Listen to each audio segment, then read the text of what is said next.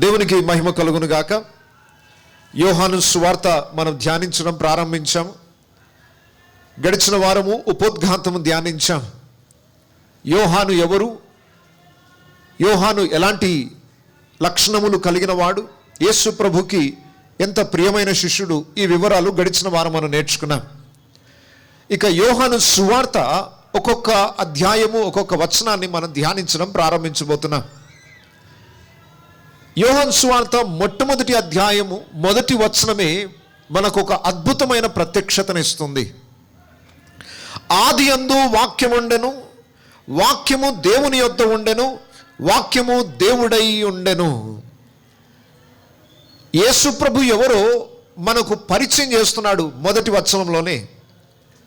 మత్తయి సువార్త, లూకా సువార్తని మనం ఒకవేళ కంపేర్ చేస్తే యేసు ప్రభు యొక్క జీవిత చరిత్ర మత్తయి రాశాడు, మార్కు, లూకా, యోహాను నలుగురు రాశారు యేసు ప్రభు యొక్క జీవిత చరిత్ర. మత్తయి సువార్తని మనం చదివినట్లయితే యేసు ప్రభు యొక్క వంశావళి అక్కడ రాయబడి ఉంది. అబ్రహాము దగ్గర నుండి వంశావళి రాస్తాడు. యేసు ఎవరు అంటే ఇతడు దావీదు సంతానంలో పుట్టినవాడు, దావీదు కుమారుడు అని పిలువబడినవాడు, రాజవంశములో యూదా గోత్రములో జన్మించాడు, ఇతడు రాజు, యూదులకు రాజు అని పరిచయం చేయడానికి మత్తయి యేసు ప్రభువుని అబ్రహాము దగ్గర నుండి ఆయన వంశావళిని మనకు తెలియజేశాడు. లూకా యేసు ప్రభు యొక్క వంశావళిని రాసేటప్పుడు అబ్రహాము దగ్గర నుండి స్టార్ట్ చేయలేదు. ఎక్కడి నుండి స్టార్ట్ చేశాడు? ఆదాము దగ్గర నుండి స్టార్ట్ చేశాడు. ఈయన అబ్రహాము కంటే ముందున్నవాడు. యేసు ప్రభు ఆదాము నుండి వచ్చినవాడు అనగా ఆయన శరీరధారిగా లోకానికి వచ్చిన దేవుడు. ఉట్టి అబ్రహాము సంతానమే కాదు, ఇతడు ఆదాము యొక్క వంశావళి నుండి వచ్చిన వాడని వంశావళి క్రమములో ఆదాము దగ్గర నుండి రాసుకుంటూ వస్తాడు. మత్తయి ఏమో అబ్రహాము దగ్గర నుండి అబ్రహాం కుమారుడైన ఇస్సాకు, ఇస్సాకు కుమారుడైన యాకోబు అలా చెప్పుకుంటూ వచ్చి యేసు ప్రభు యొక్క జననమును గురించి చెప్తాడు. లూకా అబ్రహాం కంటే కాలంలో ముందుకు వెళ్తాడు, ఆదాము దగ్గర నుండి చెప్పుకుంటూ వస్తాడు. యోహానేమో కాలానికి బయట, కాలానికి పూర్వము యేసు ప్రభు ఈ భూమి మీద సృష్టి చేయబడక మునిపే ఆయన ఉన్నవాడు అని అక్కడి నుండి యేసు ప్రభుని గురించి చెప్పడం ప్రారంభిస్తాడు. ఈ మూడిటి మధ్య తేడా మీరు గుర్తించాలి. యేసు ప్రభు ఎవరో అందరికి ఇంకా స్పష్టంగా అర్థం కాలేదు. యేసు ప్రభు కేవలం 2000 సంవత్సరాల క్రితం ఈ భూమి మీదకి వచ్చిన ఒక వ్యక్తి అనుకుంటున్నారు. కానీ యోహాను ఫస్ట్ స్టేట్మెంట్లోనే యేసు ప్రభు యొక్క వంశావళి రాయలేదు. ఆయన యేసు ప్రభు భూమి మీద శరీరధారిగా వచ్చినప్పుడు జరిగిన సంఘటనలు రాయలేదు. ఆయన భూ సంబంధమైన వ్యక్తిగా కనుపరచలేదు. యోహాను యేసు ప్రభుని పరిచయం చేసేటప్పుడే మొట్టమొదటి వచనంలోనే చెప్పేస్తున్నాడు, ఈయన మీరు అనుకుంటున్న సాధారణమైన మనిషి కాదు, ఈయన పరసంబంధమైన వ్యక్తి, ఈయన పరలోకవాసి, ఈయన పైనుండి వచ్చిన వాడు అని ప్రజలందరినీ యేసుని సరైన ప్రత్యక్షతను తెలియజేయాలని ఈ మొదటి వచనం తెలియజేశాడు. అద్భుతమైన వచనం ఇది. ఈ వచనం అర్థం చేసుకోవడానికి కూడా కొంత జ్ఞానం కావాలి. యేసు ఎవరో యోహాను ఈ వచనంలో చాలా స్పష్టంగా మనకు తెలియజేస్తున్నాడు. దాన్ని నేను అర్థమయ్యేంత వరకు వివరించే ప్రయత్నం చేస్తాను. ఆది యందు వాక్యముండెను. ఎప్పుడుండెను వాక్యము? ఆది యందు. ఆది అంటే ఎప్పుడు? ఇదే పదము బైబిల్లో ఇంకొక దగ్గర కనబడుతుంది మీకు, ఆది యందు అని. బైబిల్ చదివిన వారికి తెలుస్తుంది, పూర్తిగా చదవకపోయినా కనీసం బైబిల్ చదవడం ప్రారంభించిన వాళ్ళకన్నా తెలుస్తుంది. ఆది యందు అన్న పదం ఇంకొక దగ్గర ఎక్కడుంది? ఆది కాండం 1వ అధ్యాయం 1వ వచనం, ఆది యందు దేవుడు భూమి ఆకాశములను సృజించెను. ఆది యందు అనగా ఇంకా ఏమీ సృష్టింపబడక మునుపు అని అర్థం. భూమి, విశ్వంలో ఉన్న నక్షత్ర మండలాలు ఏవీ సృష్టింపబడక మునుపే వాక్యము ఉండెను. సృష్టి జరగక మునిపే ఉన్నది. ఆది అందే ఉన్నాడు ఆయన. ఆది అందు వాక్యం ఉండెను, వాక్యము దేవుని యొద్ద ఉండెను. వాక్యము దేవుని యొద్ద ఉండెను అంటే వాక్యానికి భిన్నంగా ఇంకొక వ్యక్తి కనబడుతున్నాడు మనకు. దేవుడు అన్నవాడున్నాడు, ఆ దేవుని యొద్ద ఏమున్నదట? వాక్యం ఉంది. అంటే సెకండ్ పర్సన్ కనబడుతున్నాడు మనకు. ఆదియందు అంటే ఇంకా సృష్టి ఏమి చేయబడక మునిపే వాక్యం ఉంది. ఆ వాక్యము దేవుని యొద్ద ఉండెను. దేవుడన్న ఒక ఎంటిటీ, ఒక వ్యక్తి ఉన్నాడు, ఆయన దగ్గర వాక్యం ఉన్నది. ఇంకా సెకండ్ పర్సన్ కనబడుతున్నాడు. ఎవరి సెకండ్ పర్సన్? ఆ వాక్యము దేవుడై ఉండెను. ఎవరా వాక్యము?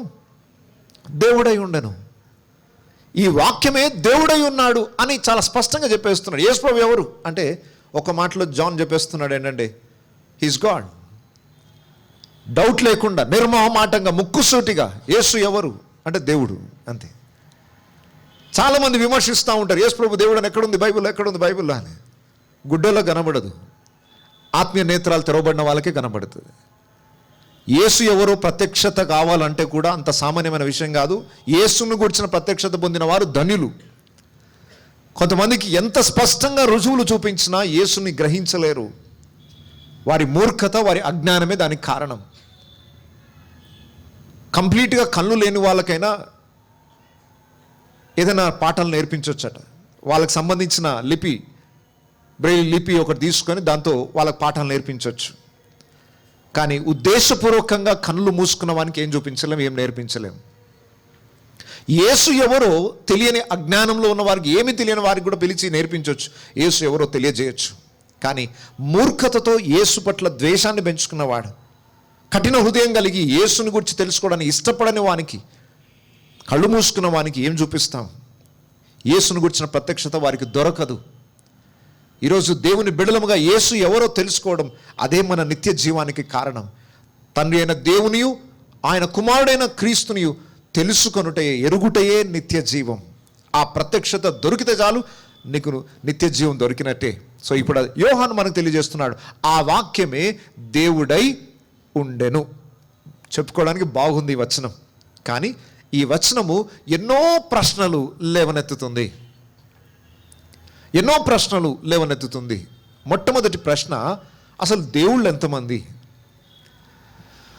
వాక్యము దేవుని యొద్ద ఉండెను అంటున్నారు, అంటే ఈయన దేవుడు కాదు, దేవుని యొద్ద ఉన్న వ్యక్తి అంటున్నారు మీరే. మళ్ళీ మూడో లైన్లోకి వచ్చేసరికి ఏమంటున్నాం? ఆ వాక్యమే దేవుడై ఉండెను. ఈ దేవుడై ఉన్న వాక్యం ఎవరి దగ్గర ఉన్నాడు? దేవుని దగ్గర. మరి ఆ దేవుడు ఎవరు, ఈ దేవుడు ఎవరు? క్రైస్తవులకి ఎంతమంది దేవుళ్ళు ఉన్నారు? గట్టిగా చెప్పాలా? ఒక్కడే దేవుడు. మరి ఇద్దరు కనబడుతున్నారు కదా ఈ వచనంలో. వాక్యము దేవుడు అంటున్నారు, ఈ వాక్యమై ఉన్న దేవుడు ఇంకొక దేవుడి దగ్గర ఉన్నాడు అంటున్నారు. ఎంతమంది దేవుళ్ళు అవుతారు అప్పుడు? ఇద్దరు వాళ్ళే. కానీ దేవుడు ఒక్కడే అని పాత నిబంధనలో ద్వితీయోపదేశ కాండంలోను, కొత్త నిబంధనలో కొరింథీ పత్రికలోను మనకు దేవుడు ఒక్కడే అని బైబిల్ చెప్తుంది. దేవుడు ఒక్కడే అంటారు, ఇద్దరు కనబడతారు, ఇంకా చెప్పాలంటే ముగ్గురు కనబడతారు. అసలు మీకే అర్థం కాదు అనేది కొంతమంది అభిప్రాయం. అసలు మీ బైబిల్ మీ క్రైస్తవులకే అర్థం కాలేదు, మాకేం బోధిస్తారు అంటూ విమర్శించే వాళ్ళు ఉన్నారు. నేను అంటాను, బైబిల్ అందరికీ అర్థం కావడానికి దేవుడు రాయలేదు, కొందరికి అర్థం కావాలని రాశాడు. చాలా స్పష్టంగా చెప్తున్నాను, బైబిల్ అందరికీ అర్థం కావడానికి దేవుడు సృష్టించలేదు. బైబిల్ కొందరికే అర్థం కావాలి. విరిగి నలిగిన హృదయం కలిగి ఎవడు దీనుడై దేవుని ఎదుగు వస్తాడో వాడికి అర్థమవుతుంది బైబిల్. వేరే అర్హత ఏం లేదు. దేవుని పాద సన్నిధికి చేరి, దేవా నీ యొక్క ప్రత్యక్షత నాకు కావాలి అని కోరుకున్న వాడికే అర్థం కావాలని దేవుడు రాశాడు. అందుకొరకే ఈ లోకంలో వాక్యం అర్థం కాని వాడంత దరిద్రుడు ఇంకొకరు లేడు. ఈ భూమి మీద డబ్బు లేక పేదరికంలో అడుక్కునే వానికన్నా యేసును గూర్చిన ప్రత్యక్షత దొరకని వాడే దరిద్రుడు. అది అంతకంటే భయంకరమైన దరిద్రత ఇంకొకటి లేదు. దేవునికి మహిమ కలుగును గాక. ఈ వచనంలో ఉన్న గొప్ప సత్యాలను ఈరోజు మనం నేర్చుకుందాం. బైబిల్ చాలా స్పష్టంగా చెప్తుంది ఏంటంటే, దేవుడు ఒక్కడే, కానీ ఆ ఒక్క దేవునిలోనే ముగ్గురు వ్యక్తులు ఉన్నారు. త్రిత్వము అనేది ఉన్నది. బైబిల్లో త్రిత్వము అన్న పదం ఎక్కడా కనబడదు. మరి కనబడని పదాన్ని ఎందుకు మీరు బైబిల్లో ఉన్నట్టు చెప్తున్నారంటే, త్రిత్వము అన్న పదం బైబిల్లో లేదు, కానీ త్రిత్వ సిద్ధాంతము బైబిల్లో ఉంది. త్రిత్వం అనే పదము మీరు మధ్యలో ఇన్వైట్ చేశారు. అది కొన్ని సంవత్సరాల క్రితము అది డిక్షనరీ వర్డ్గా అది ఉద్భవించింది. అంతకు మునుపు అసలు త్రిత్వం అన్న పదమే లేదని వాదించే వాళ్ళు ఉన్నారు. చూడండి, గ్రావిటేషనల్ ఫోర్స్, గ్రావిటీ అన్న పదం ఎప్పుడు స్టార్ట్ అయింది? 17th 18th సెంచరీలో స్టార్ట్ అయింది. ఐజక్ న్యూటన్ గారు భూమికి గురుత్వాకర్షణ శక్తి ఉందని, భూమికి ఒక ఆకర్షణ శక్తి ఉంది, గ్రావిటీ ఉంది అని ఆయన ఒక వర్డ్, గ్రావిటేషనల్ ఫోర్స్, ఆ పదము ఐజక్ న్యూటన్ వచ్చిన తర్వాత వచ్చింది. ఆ పదం అప్పుడు వచ్చింది, కానీ భూమికి గురుత్వాకర్షణ శక్తి అప్పుడే స్టార్ట్ అయిందా? ఎప్పటి నుండి ఉన్నది? భూమి పుట్టినప్పటి నుండి భూమి గ్రావిటేషనల్ ఫోర్స్ ఉంది. ఏది పైకి ఎగరేసినా ఏమవుతుంది? అది కిందికి పడుతుంది. అది కనుక్కున్నది ఎప్పుడు అంటే ఐజక్ న్యూటన్ గారు వచ్చిన తర్వాత. యాపిల్ పైనుండి కింద పడుతుంది, ఎందుకు పడుతుంది అని ఆలోచించి, ఓహో భూమికి ఒక ఆకర్షణ శక్తి ఉంది, ఒక గ్రావిటేషనల్ ఫోర్స్ ఉంది లోపల అని ఆయన ఇన్వెంట్ చేసి దానికి ఒక పేరు పెట్టాడు, గ్రావిటేషనల్ ఫోర్స్ అని, గ్రావిటీ అని. ఇప్పుడు ఆ పదం మధ్యలో వచ్చింది, కానీ ఆ సిద్ధాంతం ఎప్పటి నుండి, ఆ లా ఎప్పటి నుండి ఉంది? అది సృష్టి ఆరంభం నుండే ఉంది. అలాగే త్రిత్వము అన్న పదం మధ్యలో వచ్చిందేమో, కానీ త్రిత్వ సిద్ధాంతం మాత్రం ఆరంభం నుండే ఉంది. సో దేవుడు ఒక్కడే, కానీ ఒక్క దేవుళ్ళు ఎంతమంది ఉన్నారు? 3 వ్యక్తులు ఉన్నారు. ఇది అర్థం కాని వానికి కష్టమవుతుంది. తండ్రి, కుమారుడు, పరిశుద్ధాత్మ, ఇవి వారి బిరుదులు. తండ్రి ఉన్నాడు, కుమారుడు ఉన్నాడు, పరిశుద్ధాత్మ. త్రిత్వ సిద్ధాంతం చాలామందికి అర్థం కాలేదు. బేసిక్ బైబిల్ కోర్స్కి అటెండ్ చేసిన వాళ్ళకి నేను పూర్తిగా వివరాలు తెలియజేశాను. కొంతమంది క్లాస్కి రాలేని వాళ్ళు ఇక్కడ ఉన్నారు కాబట్టి వాళ్ళకి అర్థం కావడానికి చెప్తున్నాను. మీరేం సార్ 3 అంటారు 1 అంటారు, 3 అంటారు 1 అంటారు, మ్యాథమెటిక్స్ మమ్మల్ని కన్ఫ్యూజ్ చేస్తున్నారు మీరు. దేవుడు ఒక్కడా, ముగ్గురా? క్లారిటీ ఇవ్వండి మాకు. ముగ్గురు ఒక్కరు ఎట్లా అవుతారు? 1 + 1 + 1 ఎంతమంది అవుతారు? 3 కావాలి. మరి మళ్ళీ మీరు ఏమంటున్నారు? 1 + 1 + 1 = 1 అంటున్నారు. తండ్రి ఉన్నాడు, కుమారుడు ఉన్నాడు, పరిశుద్ధాత్మ. కొంతమంది వివరణ ఏంటంటే తండ్రే కుమారుడు, కుమారుడే పరిశుద్ధాత్మ. మీరు ఎట్లా నమ్ముతున్నారు? తండ్రికి భిన్నంగా కుమారుడు, కుమారుడికి ప్రత్యేకంగా పరిశుద్ధాత్మ, 3 డిఫరెంట్ పర్సన్స్ ఉన్నారా? పాత నిబంధనలో తండ్రి, కొత్త నిబంధనలో యేసు ప్రభు, ఆయనే ఇప్పుడు పరిశుద్ధాత్మగా వచ్చాడని నమ్ముతున్నారు. త్రిత్వాన్ని 2 విధాలుగా నమ్ముతారు క్రైస్తవులు. పాత నిబంధనలో యెహోవా, ఆయనే కొత్త నిబంధనలో యేసుక్రీస్తు, ఆయనే ఇప్పుడు పరిశుద్ధాత్మలాగా వచ్చాడు అని నమ్మే సిద్ధాంతం ఒకటి. కాదు, తండ్రి ఉన్నాడు, కుమారుడు ఉన్నాడు, పరిశుద్ధాత్మ, 3 ఉన్నారు అని నమ్మేది ఒక సిద్ధాంతం. ఇంతకు మీరు నమ్మే సిద్ధాంతం ఏంటి? ఫస్ట్దా, సెకండ్దా? ఓకే, తండ్రి ఉన్నాడు, కుమారుడు ఉన్నాడు, పరిశుద్ధాత్మ ఉన్నాడు. యేసు ప్రభు నీటిలో బాప్తిస్మం తీసుకుంటున్నాడు. బాప్తిస్మం తీసుకునేటప్పుడు ఆకాశంలో ఒక స్వరం వినబడింది. ఏమని వినబడింది? ఈయననే నా ప్రియ కుమారుడు, ఈయన యందు నేను. ఎవరు మాట్లాడేది? బాప్టిజం తీసుకునేది ఎవరు? పరిశుద్ధాత్మ పావురం వలె ఆయన మీదికి. ఈ పావురం ఎవరు అంటే తండ్రి ఉన్నాడు, కుమారుడు ఉన్నాడు, పరిశుద్ధాత్మ. At a time 3 different persons కనబడుతున్నారు. మరి 3 డిఫరెంట్ పర్సన్స్ కనబడుతున్నప్పుడు 3 దేవుళ్ళు అని పిలవాలి కదా మీరు. మళ్ళీ దేవుళ్ళు ఎంతమంది అంటున్నాం? ఒక్కడే. ఇదే సార్ మాకు కన్ఫ్యూజన్ అంతా. మీ బైబిల్ అంత గందరగోళంగానే ఉంటుంది. నేను అంటున్నాను, అందరికీ గందరగోళంగా ఉంటుంది, కానీ దేవుని యందు విశ్వాసం ఉంచిన వారికి ఇది గందరగోళం కాదు. మరి ఎలా దీన్ని వివరణ ఇవ్వగలుగుతాం? నేను ఎన్నోసార్లు బేసిక్ బైబిల్ కోర్సులో చెప్పాను. ఎన్ని పెన్స్ ఉన్నాయి నా చేతిలో? నా చేతిలో ఎన్ని పెన్స్ ఉన్నాయి? గట్టిగా చెప్పాలి. ఒకటే పెన్, కానీ దీని లోపల ఎన్ని రిఫిల్స్ ఉన్నాయి? దూరం నుండి మీకు రిఫిల్స్ కనబడకపోయినా ఈ పెన్ను చూస్తే ఇది ఏ రకమైన పెన్నో మీకు అర్థమై ఉంటుంది. 4 రిఫిల్స్ ఉన్నాయి ఇందులో, red, blue, green, black. Pen ఒకటే, కానీ రిఫిల్స్ ఎన్ని ఉన్నాయి ఇందులో? 4 రిఫిల్స్ ఉన్నాయి. సరే, ఒక బ్లాక్ తీసేద్దాం, 3 ఉన్నాయి అనుకుందాం. రెడ్, బ్లూ, గ్రీన్ 3 కలర్స్ తీసుకోండి. ఈ ఒక్క పెన్నులోనే 3 రిఫిల్స్ ఉన్నాయి. నాకు రెడ్ అవసరమైనప్పుడు రెడ్ కిందికి వస్తుంది. నేను రెడ్తో రాస్తున్నప్పుడు రెడ్తో పాటు బ్లూ, గ్రీన్ కూడా ఇన్వాల్వ్ అయి ఉన్నారా లేదా? బాగా అర్థం చేసుకోండి.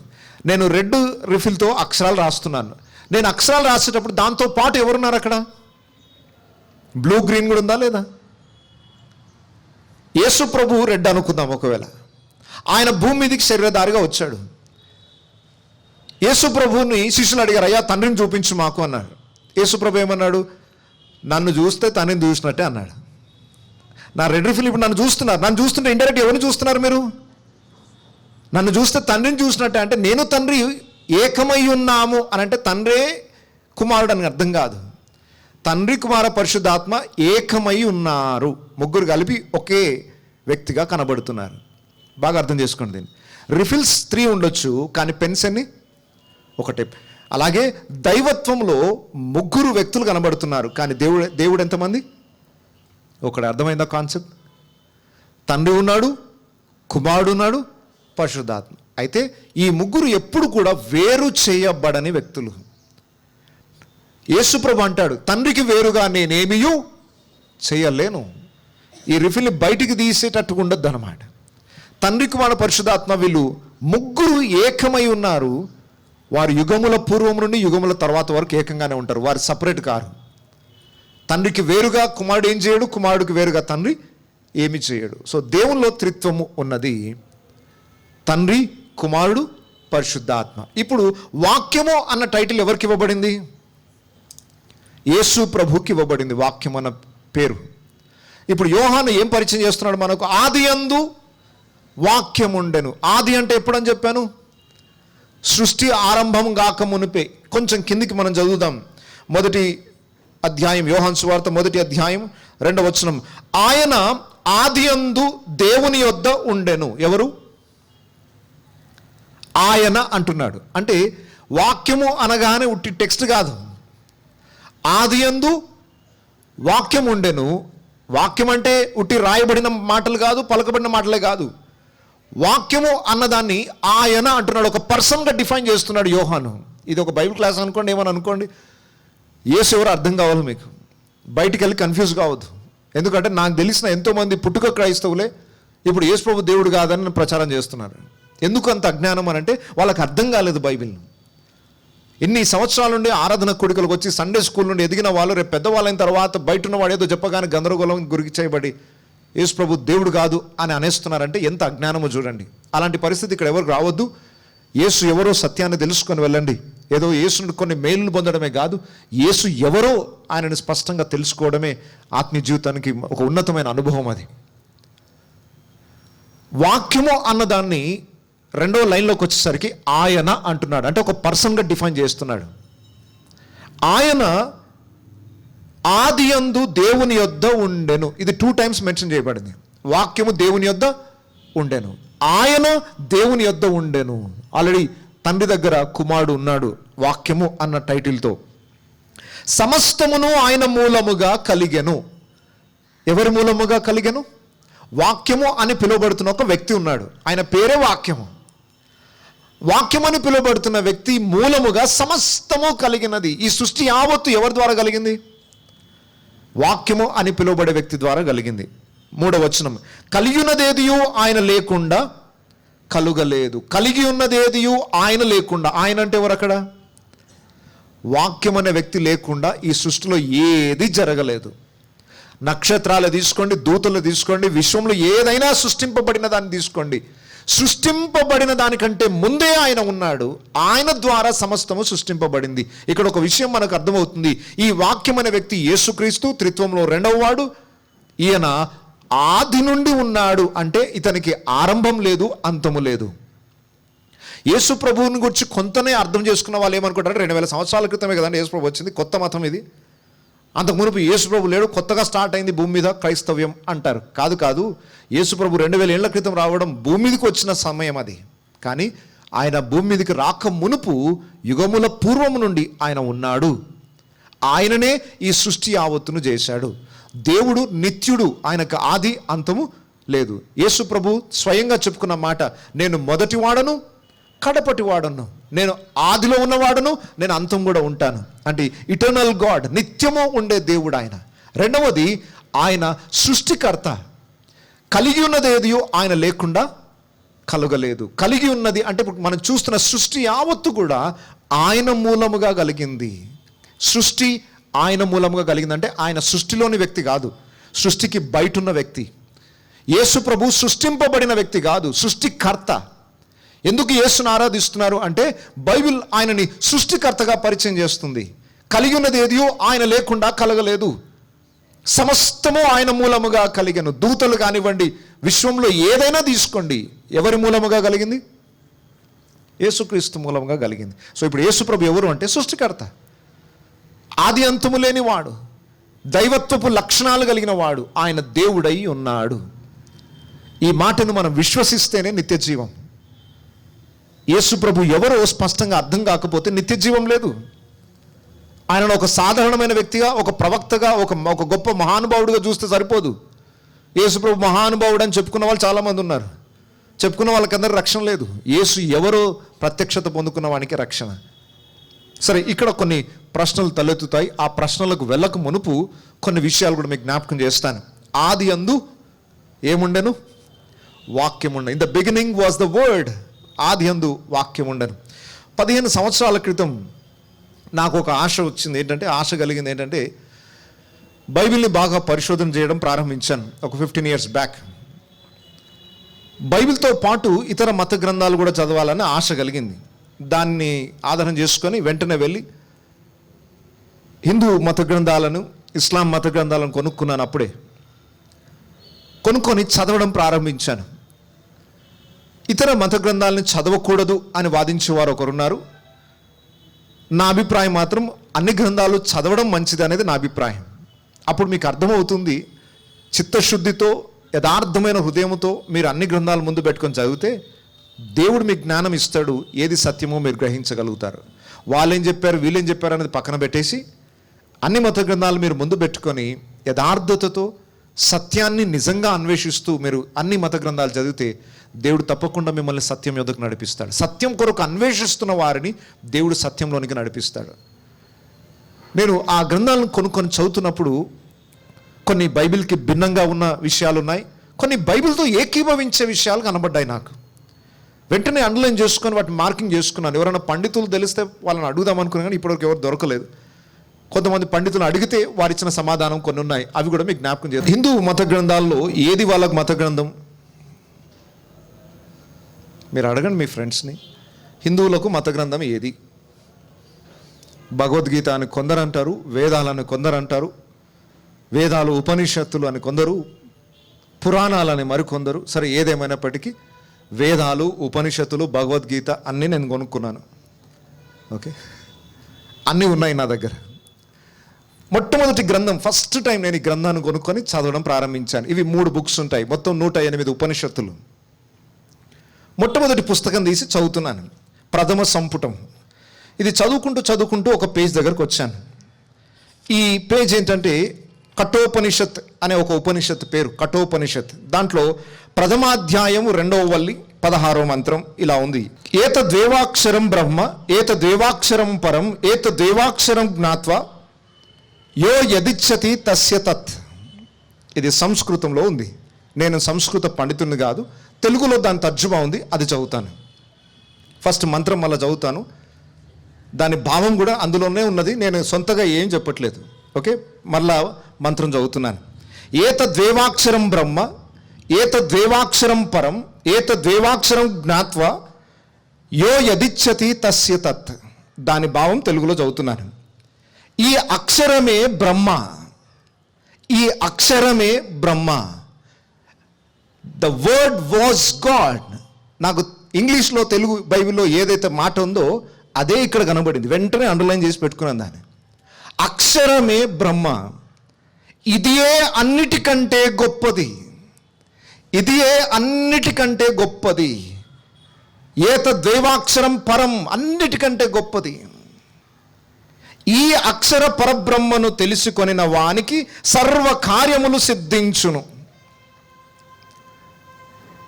మళ్ళా చదువుతాను. ఈ అక్షర పరబ్రహ్మను తెలుసుకొనిన వానికి సర్వ కార్యములు సిద్ధించును. మీకు అన్ని పనులలో సక్సెస్ కావాలంటే ఎవరో తెలుసుకోవాలి మీరు?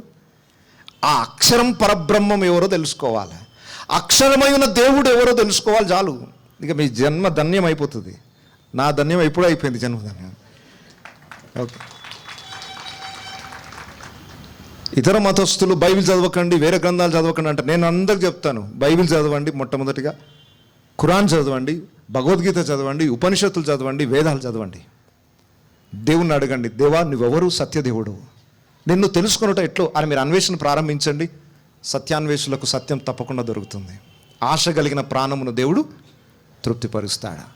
సో ఆ వచనం చదివేసరికి ఆ అక్షరమై ఉన్న బ్రహ్మ, ఆ దేవుడు యేసు ప్రభు అని బైబిల్లోనే మనకు పరిచయం అవుతుంది. సరే, దాని భావం హిందూ పండితులు ఏం చెప్తారో నాకు తెలియదు. ఆ అక్షరం ఎవరు? ఆ అక్షరాన్ని తెలుసుకోవడం అంటే ఏంటి? ఆ అక్షరాన్ని తెలుసుకోవడం ద్వారా అన్నీ సిద్ధింపజేయబడతాయి. అన్నిటికీ మూల కారణం అదే అంటున్నాడు. అదే పరం, అదే ఉన్నతమైనది. ఆ ఉన్నతమైన వ్యక్తి ఎవరు? వాక్యమై ఉన్న వ్యక్తి. ఎవరు ఆ వాక్యం అనే టైటిల్ కలిగిన వ్యక్తి? బైబిల్లో ఆన్సర్ ఉంది. In the beginning was the word and the word was with God and the word was God. ఆ వాక్యమే దేవుడై ఉండెను. సరే, హిందూ మత గ్రంథాలు అలాగుంది.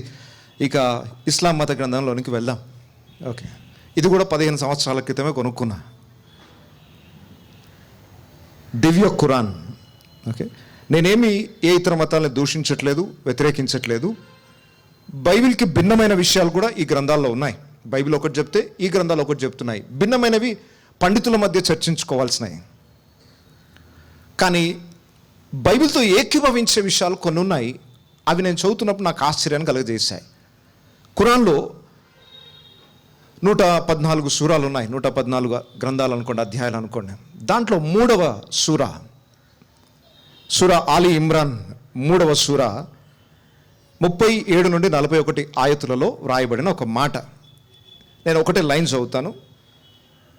యోహాను, బాప్తిస్మిచ్చి యోహాను గురించి వ్రాయబడి ఉంది.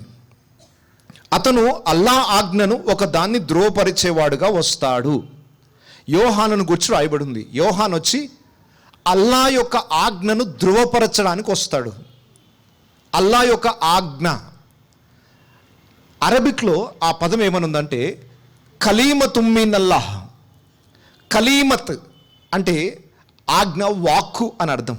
ద వర్డ్ ఫ్రమ్ అల్లా. ఇదే ఇంగ్లీష్ ఖురాన్లో మీరు చూస్తే వర్డ్ ఫ్రమ్ అల్లాహ్, అల్లా నుండి వచ్చిన వాక్యము అని. బాప్తిస్మిచ్చే యోహాను వచ్చి ఎవరిని దృఢపరుస్తాడు? అల్లా యొక్క వాక్కుని దృఢపరుస్తాడు. అల్లా యొక్క వాక్కు అనే ప్లేస్లో కలీమతుమ్మినల్లాహ్ అన్న అరబిక్ పదం ఉంది. దానికి ఫుట్నోట్లో వాళ్ళు ఇచ్చిన మీనింగ్ చదువుతాను.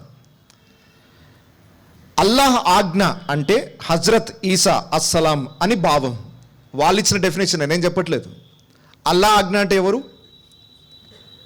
ఇక్కడ ఉన్నదే చదువుతున్నాను, అయిపోయిన తర్వాత డౌట్ ఉంటే వచ్చి చూడొచ్చు. అల్లాహ్ ఆజ్ఞ అంటే హజ్రత్ ఈసా అస్సలాం అని భావం. ఎందుకంటే ఆయన పుట్టుక అల్లాహ్ యొక్క అసాధారణమైన ఆజ్ఞ ద్వారా ప్రకృతికి అతీతమైన రీతిలో జరిగింది. యేసుప్రభు కన్యక గర్భమందు జన్మించాడని ముస్లింలు ఒప్పుకోవాల్సిందే. ఇందుకే ఆయనను ఖురాన్లో కలీమతుమ్మినల్లాహ్ అని అభివర్ణించడం జరిగింది. సరే, వాళ్ళ సొంత వివరణ ఇచ్చారు. మొత్తానికి నా క్లారిటీ ఏంటంటే అల్లా ఆజ్ఞ, వర్డ్ ఫ్రమ్ అల్లా, కలీమతుమ్మినల్లాహ్, దేవుని వాక్కు అనే టైటిల్ ఎవరికి ఇవ్వబడింది ఖురాన్లో? యేసుక్రీస్తుకే. వాళ్ళే చెప్తున్నారు, మీరేం డౌట్ పడాల్సిన అవసరం లేదు. ఇది యేసు ప్రభువుకి ఇవ్వబడిన టైటిల్.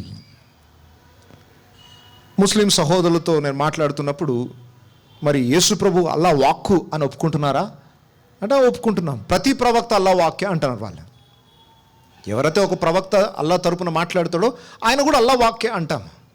నేను అడిగాను, అంటే ప్రతి ఒక్కడు కలీమతేనా, ప్రతి ఒక్కడు కలీమత్ ఉమ్మినల్లానేనా అని అంటే అందరూ ప్రవక్తలు అల్లా యొక్క వాక్కులే అన్నారు. అయితే ఖురాన్లో కలీమతుమ్మినల్లా అనే అరబిక్ వర్డ్ యేసు ప్రభుకు తప్ప మరి ఎవరికి ఉపయోగించబడలేదు. ద వర్డ్, వాక్యము అన్న టైటిల్ యేసు ప్రభుకు తప్ప ఇంకెవరికి ఉపయోగించబడలేదు, ఏ మనిషికి ఉపయోగించబడలేదు. ఖురాన్లో కానివ్వండి, ఉపనిషత్తుల్లో కానివ్వండి, బైబిల్లో కానివ్వండి, వాక్యమే సర్వం. ఆ వాక్యము అంటే ఏదో అక్షరాలు, రాయబడిన అక్షరాలు మాత్రమే కాదు. ఆయన ఒక వ్యక్తి, ఆ వ్యక్తికి వాక్యం అనే టైటిల్ ఉంది. ఆ వాక్యమే యేసు ప్రభు. ఆ వాక్యమే సృష్టికర్త. ఆయనను ఎరుగుటయే నిత్య జీవం. వేదాలు, ఉపనిషత్తులు అదే చెప్తున్నాయి. ఆ పరబ్రహ్మను తెలుసుకొనుటే సర్వ కార్యములను సిద్ధింపజేయున్నది. ఆయనను తెలియజేయడానికి ఈ మీటింగ్లు పెట్టి చెప్తున్నాం. మనం భారతీయులేమో వినట్లేదు. మీరు ఏదో కొత్త మతం చెప్తున్నారు. అందరూ తెలుసుకోవాల్సిన దాన్నే చెప్తున్నాను. నిజంగా సత్యాన్ని పరిశోధించాలనుకున్నవాడు గొడవబడడు, పరిశోధిస్తాడు, జ్ఞానాన్ని నేర్చుకుంటాడు, నేర్పిస్తాడు. అనవసరంగా మత కల్లోలాలు సృష్టించడం ఎందుకు అనంటే, ఈ మత కల్లాలు సృష్టించేవాడు ఎవరు అనంటే ఏ గ్రంథంతో పరిచయం లేనివాడు. గ్రంథాలు చదివి పరిశోధన చేసి జ్ఞానం సంపాదించుకున్నవాడు తర్కము చేసి జ్ఞానాన్ని నిరూపించే ప్రయత్నం చేస్తాడు, కానీ వివాదాలకు తలదూర్చాడు. సత్యాన్ని తెలుసుకున్నవాడు ప్రేమతో సత్యాన్ని పంచుతాడు, కొట్లాటలతో, కత్తులతో, పోట్లాటలతో కాదు. అది క్రీస్తు యొక్క ప్రేమను పొందినవాడే ఈ ఈ దైవికమైన మార్గంలో సత్యాన్ని ప్రకటించగలుగుతాడు. సో ఏదేమైనప్పటికీ నేను చాలా గర్విస్తున్నాను, ఆ వాక్కుని నేను గ్రహించగలిగాను. యేసు యొక్క ప్రత్యక్షత నాకు దొరికినందుకు నేను అదృష్టవంతునిగా భావిస్తున్నాను. ఈరోజు ఇక్కడ కూర్చున్న వాళ్ళు ఇంకా యేసు దైవత్వాన్ని కూర్చున్న డౌట్స్ ఉంటే ఈరోజు క్లారిఫై చేసుకోండి. ఆయన సృష్టికర్త, ఆయన యుగముల పూర్వం నుండి ఉన్నవాడు, కలిగినది ఏదియో ఆయన లేకుండా కలగలేదు. నిన్ను నన్ను సృష్టించిన వ్యక్తి ఆ యేసయ్యనే. లోకానికి తెలిసిన యేసయ్య ఉట్టి ఆయన పశుల పాకలో పడుండబెట్టిన డేట్ నుండి తెలుసు అందరికీ. ఇంకా క్రైస్తవ సమాజంలో ఒక వర్గం వారు యేసు ప్రభుని తొట్టులో పెట్టుకొని ఇంకా ఆరాధిస్తున్నారు. ఆయన తొట్టులో ఉన్న దేవుడు కాదు, ఆయన తొట్టులో బుట్టకు మునిపోయి ఎక్కడో ఉన్నాడు. ఆయన నేను మొదటి వాడను కడపటి వాడను మృతుడనైతిని కానీ ఇదిగో యుగయుగములు సజీవుడనై ఉన్నాను. నేను ఎవరినో తెలుసుకొని ఆరాధించండి. ఇంకా పశుల పాకలో శిలువ మీదనే చూస్తున్నారు నన్ను, అంతకు మునిపోయి ఉన్నాను. నేను సకల సృష్టిని చేసిన సృష్టికర్తను నేను. ఇది యేసు ప్రభు యొక్క ప్రత్యక్షత. సరే, ఇక్కడ మీకు ఇంకా కొన్ని తెలియజేయాల్సిన విషయాలు ఉన్నాయి. దీన్ని విమర్శించే వాళ్ళు ఉన్నారు. ప్రత్యేకంగా యెహోవా సాక్షులు అనే ఒక వర్గం ఉంది. ఈ యెహోవా సాక్షులు యేసు ప్రభు దేవుడని ఒప్పుకోరు. వాళ్ళకు మనం ఈ వచనం తీసుకెళ్ళి చూపించామనుకోండి, ఆది అందు వాక్యం ఉండెను, వాక్యము దేవుని యొద్ద ఉండెను, వాక్యము దేవుడై ఉండెను. వాళ్ళు సొంతగా ఒక ఇంగ్లీష్ ట్రాన్స్లేషన్ చేసుకున్నారు యెహోవా సాక్షులు. ఆ ఇంగ్లీష్ ట్రాన్స్లేషన్లో in the beginning was the word and the word was with God and the word was God అని ఉంది. అయితే అక్కడ the word was a God అని రాసుకున్నారు. ఏ అనే అక్షరం పెట్టారు అక్కడ. ఒక దేవుడు అని, ఒక దేవుడు కాదు, వర్డ్ వాజ్ ది గాడ్, ఆయన్నే దేవుడు అని బైబిల్లో రాసుంటే వాళ్ళ తర్జుమాలో ఏం రాసుకున్నారంటే వర్డ్ వాజ్ ఏ గాడ్, ఆయన ఒక దేవుడు. పైగా ఆ దేవుడు అన్న ప్లేస్లో ఇంగ్లీష్ బైబిల్స్లో మీరు చూస్తే గాడ్, GOD, గాడ్ అని రాసేటప్పుడు సృష్టికర్త అయిన దేవుని గూర్చిన ప్రస్తావన వచ్చినప్పుడు క్యాపిటల్ G రాస్తారు, పెద్ద G రాస్తారు. ఇతర దేవుళ్ళని గురించి చెప్పేటప్పుడు స్మాల్ g రాస్తారు. అర్థమైందా? ఇంగ్లీష్ బైబిల్స్లో సృష్టికర్త అయిన దేవుని గురించి మాట్లాడుతున్నప్పుడు గాడ్ అనే పదం, దేవుడు అన్న పదం వచ్చినప్పుడు ఏం పదం వాడతారు, ఏం అక్షరం పెడతారు అక్కడ? క్యాపిటల్ G, పెద్ద G పెడతారు. వేరే దేవుళ్ళని గురించి అనగా ఆ రోజుల్లో ఆరాధించే ఇతర దేవుళ్ళని గురించి చెప్పేటప్పుడు ఏం చెప్తారు అక్కడ? ఏం రాస్తారు? స్మాల్ g రాస్తారు. అయితే గ్రీకు భాషలో కూడా క్యాపిటల్ లెటర్స్, స్మాల్ లెటర్స్ ఉంటాయి. న్యూ టెస్ట్మెంట్, కొత్త నిబంధన అంతా ఏ భాషలో రాయబడింది? గ్రీకు భాషలో రాయబడింది. ఈ గ్రీకు భాషలో రాయబడిన దాంట్లో యెహోవా సాక్షులు ఏమంటారంటే దేవుడు అన్న పదము గ్రీక్లో థియోస్ అని అర్థం. థియాలజీ అంటారు, స్టడీ ఆఫ్ గాడ్ అని అర్థం. థియాలజీ అంటే దైవశాస్త్రము అని. థియోస్ అన్న పదము తీటా, మ్యాథ్స్లో తీటా అనే వర్డ్ ఉంటుంది. గ్రీక్ లాంగ్వేజెస్ చాలా వరకు స్టూడెంట్స్కి ఐడియా ఉంటుంది. పై అనే word, alpha, beta, gamma, theta, ఇవన్నీ కూడా గ్రీక్ వర్డ్స్. గ్రీక్లో థియోస్ అన్న పదము క్యాపిటల్ తీటా ఒకటి ఉంటుంది, స్మాల్ తీటా ఉంటుంది. థియోస్ అని రాసేటప్పుడు in the beginning was the word and the word was a God అని వాళ్ళు రాసుకున్నారు. ఆ గాడ్ దగ్గర స్మాల్ g పెట్టుకున్నారు. నిజానికి ఒరిజినల్ గ్రీక్లో స్మాల్ g కాదు, అది క్యాపిటల్ G. ఒకవేళ ఎందుకు ఈ మాటలని చెప్తున్నానంటే ఇంతగానో మీరు మొదటి వచనం యేసు దైవత్వాన్ని రుజువు చేస్తున్నాను బయటికి వెళ్ళేసి దీన్ని ఆధారంగా వెళ్ళి చెప్పేస్తారు అనుకోండి, ఒక్క మాటలో గాలి తీసేస్తారు. అది గ్రీక్లో అట్లా లేదు అంటారు. ఎవరికైనా అట్లా గ్రీక్లో లేదు అంటే నా దగ్గర రండి, నేను చూపిస్తాను. గ్రీక్ వర్డ్ టు వర్డ్ మీనింగ్తో పాటు మీకు చూపిస్తాను. బయట మోసం జరుగుతుంది. ఒక పెద్ద డిబేట్ జరిగింది, పెద్ద వాదన జరిగింది. అహ్మద్ దీదాద్ అనే ఒక వ్యక్తి, ఒక పాస్టర్ మధ్య యేసు దైవత్వం మీద ఒక డిబేట్ జరిగింది. నిన్న రాత్రి ఆ వీడియో నేను చూశాను. అహ్మద్ దీదాద్ అనేవాడు ఈ మొదటి వచనాన్ని వక్రీకరించి బోధించాడు. The word was a God అని రాసింది మీ గ్రీక్లో, గాడ్ అన్న దగ్గర స్మాల్ తీటా ఉంది అని అన్నాడు. నిజాన్ని నేను ఒరిజినల్గా వెంటనే గ్రీక్ బైబిల్ ఓపెన్ చేసి చూస్తే అక్కడ క్యాపిటల్ తీటా ఉంది. రెండవది అక్కడ ఏ అనే అక్షరం లేదు, అక్కడ ద అనే అక్షరం ఉంది. ది గాడ్, ఆయన్నే దేవుడు అన్న పదం ఉంది. మీకు ఈ గ్రీకు అవగాహన లేకపోతే, మనమేం గ్రీక్ పండితులు కావాల్సిన అవసరం లేదు. గ్రీక్ ఇంగ్లీష్ ట్రాన్స్లేషన్స్ ఉన్నాయి, మీరు అవి ముందు పెట్టుకొని, ఇంటర్లీనియర్ బైబిల్స్ ఉన్నాయి, అవి పెట్టుకొని చూస్తే మీకు చాలా స్పష్టంగా అర్థమైపోతుంది. బయట యేసును గురించి తప్పు ప్రచారం జరుగుతుంది, యేసును గురించి పొరపాటు ప్రచారం జరుగుతుంది. సత్యాన్ని మనం తెలుసు ప్రకటించకపోతే అసత్యం ప్రకటింపబడుతుంది. యేసు ఎవరో బైబిల్ ఏమని చెప్తుంది, బైబిల్లో యేసును గురించిన సత్యాన్ని మనం స్పష్టంగా తెలుసుకొని సత్యాన్ని అన్వేషించే వాడికి ఇది మనం తెలియజేస్తే ప్రజలు దేవుని వెలుగులోనికి రాగలుగుతారు, దేవుని దీవెన పొందుకోగలుగుతారు. సో ఇప్పుడు స్మాల్ తీటా ఉంది, క్యాపిటల్ తీటా ఉంది. సరే మనకి గ్రీక్ ఏం తెలియదు అనుకుందాం, మాకేం తెలియదు సార్ అక్కడ స్మాల్ ఉందో క్యాపిటల్ ఉందో. అయితే ఒకటి మాత్రం మాకు తెలుసు, ఈ దేవుడే విశ్వమంతటిని సృష్టించాడు. అదైతే స్పష్టంగా తెలుగు అక్షరాలు ఉందా? కలిగి ఉన్నదేది ఆయన లేకుండా. మరి ఇక సృష్టికర్త ఆయన అని బైబిల్ స్పష్టంగా చెప్తుంది. ఆయన సృష్టికర్త అని ఇంత స్పష్టంగా చెప్తే అక్కడ గ్రీకులో ఏముందో నాకు తెలిసినా తెలియకపోయినా నేను ఆరాధించే దేవుడు సృష్టికర్త, నేను ఆరాధించే దేవుడు ఆది అంతము లేనివాడు. ఆ అంత గొప్ప దేవుడు భూమి మీదికి శరీరధారిగా వచ్చాడు. ఆ వాక్యమే 14వ వచనం, ఆ వాక్యమే శరీరధారి అయి కృపాసత్య సంపూర్ణుడుగా మన మధ్య నివసించెను. ఆ వాక్యము ఎవరు అని ఇక్కడ స్పష్టత ఇస్తుంది లేఖనం, యేసు ప్రభువే. ఆ వాక్యమే శరీరధారిగా మన మధ్యలోనికి వచ్చి కృపాసత్య సంపూర్ణుడుగా మన మధ్య సంచరించెను. సో ఇప్పుడు యేసు ఎవరు అని అంటే ఆయన సృష్టికర్త, ఆయన సృష్టికి ముందు ఉన్నవాడు, ఆయన యుగముల పూర్వం నుండి ఉన్నాడు, యుగముల అంతములో కూడా ఆయన ఉంటాడు. ఆది అంతము లేనివాడు.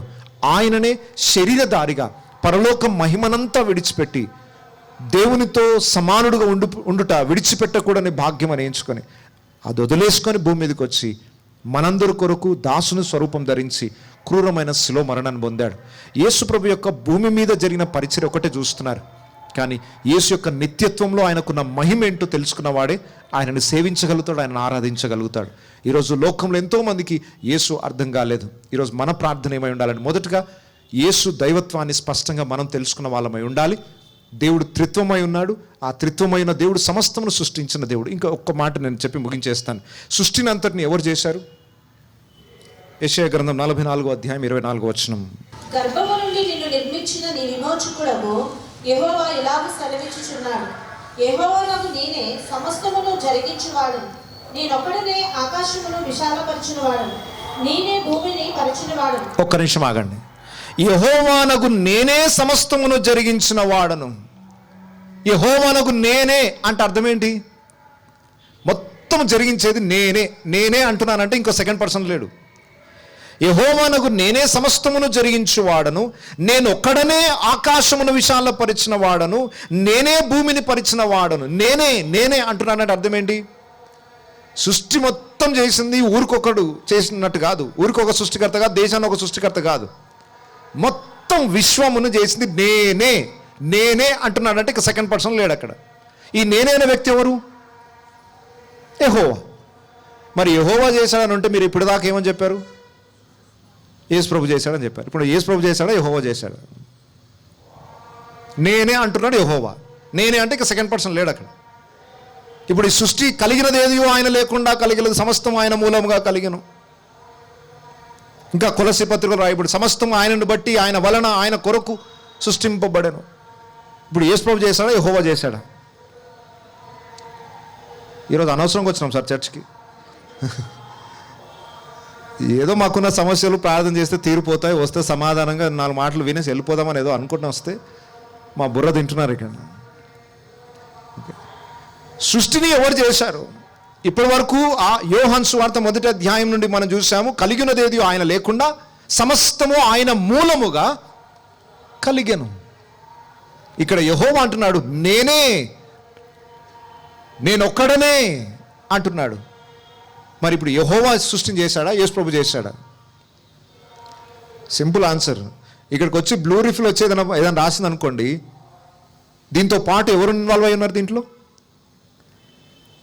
గ్రీన్ రెడ్ కూడా ఇన్వాల్వ్ అయి ఉన్నారు. సృష్టిని చేసే విషయంలో తండ్రి, కుమారుడు, పరిశుద్ధాత్మ ఏకముగా ఉండి సృష్టిని చేశారు. సృష్టిని ఎవరు చేశారంటే తండ్రి, కుమారుడు, పరిశుద్ధాత్మ. తండ్రి కలుగును గాక అన్నాడు, వాక్కును పంపాడు, ఆ వాక్కు ద్వారా సమస్తమును కలిగింది. సృష్టిని చేయడానికి తండ్రి, కుమార, పరిశుద్ధాత్మ త్రియేక దేవుడు పనిచేశాడు. నేనే అంటున్నాడంటే ఆ నేనేలో 3 వ్యక్తులు ఉన్నారు. యెహోవా అంటున్నాడు నేనే, నేను ఒక్కడనే అంటున్నాడు. ఆ ఒక్కడి లోపలనే 3 ఉన్నారన్నమాట. నేను తప్ప అంటే ఈ త్రిత్వము తప్ప బయటివాడు ఎవరు చేయలేదు సృష్టిని. అర్థమవుతుందా? నేను ఒక్కడనే ఈ సృష్టిని చేశాను. లాస్ట్గా ఒక్క మాట, యెషయా గ్రంథం 48వ అధ్యాయం 12వ వచనం, యాకోబు నేను పిలిచిన ఇశ్రాయేలు నాకు చెవియొగ్గి వినుము, నేనే ఆయనను, నేను మొదటివాడను కడపటివాడను, నా హస్తము భూమి పునాది వేసెను, నా కుడి చెయ్యి ఆకాశ వైశాల్యములను వ్యాపింపజేసెను, నేను వాటిని పిలువగా ఒకటి తప్పకుండా అవన్నీ నిలుచును. ఇప్పటి వరకు పలికిన ఈ మాటలు మనిషివా దేవునియా? దేవుడు పలికిన మాటల్లాగున్నాయా, మనిషి పలికిన మాటల్లాగున్నాయా? నేను మొదటివాడను కడపటివాడను, నా హస్తము భూమికి పునాది వేసను, నా కుడి చెయ్యి ఆకాశ వైశాల్యమును వ్యాపింపజేసను, నేను వాటిని పిలువగా ఒకటి తప్పకుండా అవన్నీ నిలుచును. ఇది మనిషి మాటలా, దేవుని మాటలా? ఎవరు మాట్లాడినట్టు అనిపించింది? దేవుని మాటలు. ఇక కిందికి రండి, 15వ వచనం. నేనే ఆజ్ఞ ఇచ్చిన వాడను, నేనే అతని పిలిచి తిని, నేనే అతని రప్పించి తిని. అతని అనంటే అక్కడ కోరేషు రాజును గుర్చిన ప్రస్తావన. నేనే అతని పిలిచి తిని అని అంటున్నాడు. నేనే ఆజ్ఞ ఇచ్చిన వాడను, నేనే అతని పిలిచి తిని, నేనే అతని రప్పించి తిని, అతని మార్గము తేజరిల్లును. నా యొద్దకు రండి, ఈ మాట ఆలకించుడి. ఆది నుండి నేను రహస్యముగా మాట్లాడిన వాడను కాను, అది పుట్టిన కాలము మొదలుకొని నేను అక్కడ ఉన్నవాడను.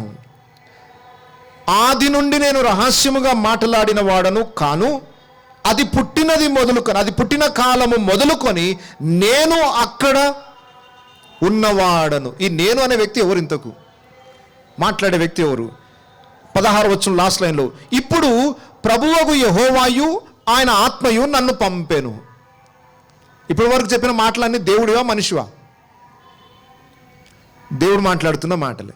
ఇప్పుడు ఈ దేవుడు ఏమంటున్నాడంటే, ఇప్పుడు ప్రభువగు యెహోవాయు ఆయన ఆత్మయు నన్ను పంపెను అంటే ఈ మాట్లాడే వ్యక్తి యెహోవా కాదు, ఆత్మ కాదు. ఎవరు మరి? నేను భూమికి పునాది వేసి తిని, నేను సృష్టించాను అంటున్నాడు. అంటే సృష్టిని చేయడంలో తండ్రి పాత్ర ఉంది, కుమారుని పాత్ర ఉంది, పరిశుద్ధాత్మ యొక్క పాత్ర ఉంది. ఈ త్రిత్వం తప్ప ఇంకొక పాత్ర లేదు అని అర్థం. ఏకమై ఉన్న దేవుడు, ఆయన మాత్రమే విశ్వమును చేశాడు. ఆ ఏకమై ఉన్న దేవుళ్ళలోనే రెండో వ్యక్తి యేసు ప్రభు. ఆయన సృష్టికర్త, ఆయన మూలముగా సమస్తమును కలిగాను, ఆయన కొరకు, ఆయనను బట్టి సమస్తమును కలిగిందని కొలసి పత్రిక 1వ అధ్యాయంలో కూడా సృష్టికర్త అయిన యేసును మనకు పరిచయం చేస్తుంది. సో దేవుడు త్రిత్వమై ఉన్నాడు. యేసు ప్రభు సృష్టికర్త, ఆయన నిత్యం ఉండే దేవుడు, ఆయన శరీరధారిగా ఈ లోకానికి వచ్చాడు. వచ్చి ఏం చేశాడు అనేది యోహాను సువార్త అంతా మనం నేర్చుకుంటాం. సో యేసు ఎవరు అన్న ప్రశ్నకు ఖురాన్ ఏం చెప్తుంది? ఆయనకి ఇచ్చిన టైటిల్ యోహాను సువార్త 1వ అధ్యాయం 1వ వచనం. ఉపనిషత్తులు చెప్పిన మాటని, ఖురాన్ చెప్పిన మాటని, చివరిగా మనం విశ్వసిస్తున్న బైబిల్ చెప్పిన మాటని మనం గమనిస్తే ఆయన వాక్యము. ప్రకటన గ్రంథం 19వ అధ్యాయంలో కూడా ఆయన పేరు, ఆయన నామము వాక్యము అను నామము కలిగిన వాడు. యేసు అన్న పేరు భూమి మీదకి వచ్చినాక పెట్టబడింది. వాక్యం అన్న పేరు ఆయనకు నిత్యం ఉండే పేరు. అది ఆయన పర్మనెంట్ టైటిల్, అది వాక్యము అనే టైటిల్. సో వాక్యమైన దేవుని మనం ఆరాధిస్తున్నాం. ఈ వాక్యము అన్న టైటిల్ ఎందుకు ఆయనకు పెట్టబడింది అనేది తర్వాత మనం ధ్యానిద్దాం. అందరం తల్లు వంచుదాం, కళ్ళు మూసుకుందాం.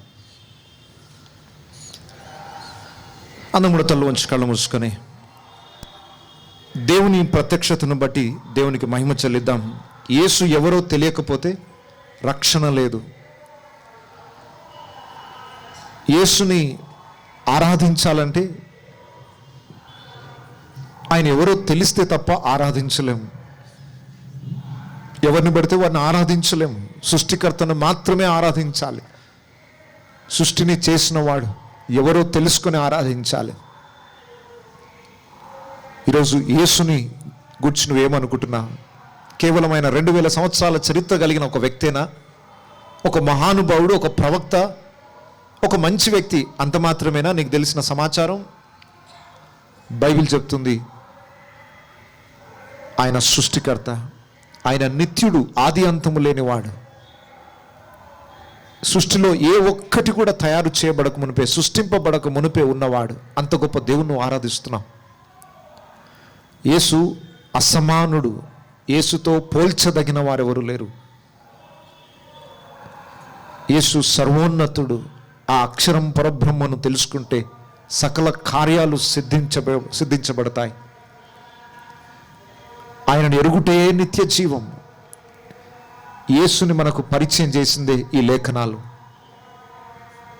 ఈరోజు నుండి దేవుని వాక్యాన్ని బాగా పరిశోధించి, వాక్యమందు విశ్వాసం ఉంచి, వాక్యము ద్వారా క్రీస్తు యొక్క ప్రత్యక్షతను పొందుకొని నిత్య జీవం కొరకు సిద్ధపడదాం. ప్రార్థన చేసుకుందాం. ప్రేమ కలిగిన మా ప్రియ పరలోకపు తండ్రి, ఈరోజు నీ వాక్యము ద్వారా మమ్మల్ని అందరినీ దర్శించినందుకు వందనాలు చెల్లిస్తున్నాం. నీ శ్రేష్టమైన వాక్యమే మాకు జ్ఞానోదయం కలుగజేస్తుంది. ఈ వాక్యము చీకటి కలిగే చోట్లో వెలుగిచ్చు దీపమైనట్లున్నది ప్రభా. మా జ్ఞానములో ఈ వాక్యం అనే వెలుగే మమ్మల్ని సరైన త్రోవలు నడిపించగలుగుతుంది. దయచేసి ఈ మాటలు వింటున్న ప్రతి ఒక్కరు హృదయంలో ఈ మాటలు భద్రపరుచుకొని పరిపూర్ణమైన రక్షణ ఆనందాన్ని కలిగి నీ రాకడ కొరకు సిద్ధపడడానికి కృప దయచేయండి. ఇంకా రాబో రోజుల్లో యోహాను సువార్తల నుండి ఇంకా అనేక లోతైన విషయాలు మేము నేర్చుకోవడానికి మా హృదయాలను సిద్ధపరచండి. జ్ఞాన హృదయమును మాకు అనుగ్రహించండి. ప్రతి బిడ్డను దీవించి ప్రతి కుటుంబంలో అక్కర్లు తీర్చి అనారోగ్యంగా ఉన్న బిడ్డల్ని స్వస్థపరిచి ఆర్థిక ఇబ్బందుల నుండి విడుదల దయచేసి క్షేమము కాపుదల ప్రతి కుటుంబానికి దయచేయమని యేసు పరిశుద్ధ నామంలో ప్రార్థిస్తున్నాను తండ్రి. ఆమెన్.